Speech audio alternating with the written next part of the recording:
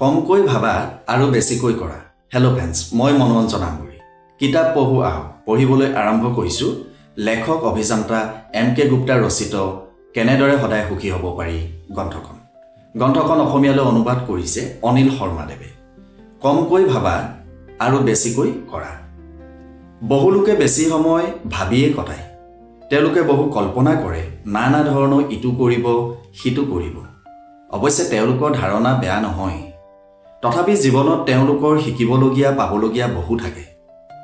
কিন্তু শিকিবও নোৱাৰে, একো নাপায়ো, কিয়নো সঠিক ৰাস্তা তেওঁলোকে লাভ কৰাত অসমৰ্থ হয়। তেওঁলোকে সদায় নোপোৱাৰ বেদনাত মৰ্মাহত আৰু হতাশগ্ৰস্ত হৈ পৰে। ইয়াৰ মূল কাৰণ হ'ল তেওঁলোকে আচলতে ভাবিয়ে থাকে, কিন্তু কাম কৰাৰ কাৰণে আগ্ৰহ নকৰে, চেষ্টাও নকৰে, মাত্ৰ ভৱিষ্যতৰ সুখৰ পৰিকল্পনাত নিমগ্ন থাকে। ফলত কৰি থকা কামটো একাগ্ৰতা লাভ কৰিবলৈ অপাৰগ হয়। ইমানখিনিয়ে পাঠ কৰিলোঁ। আপোনালোকৰ সন্মুখত এটা নতুন ভিডিঅ' লৈ অহাৰ প্ৰতিশ্ৰুতিয়ে বিদায় লৈছোঁ। Bye bye.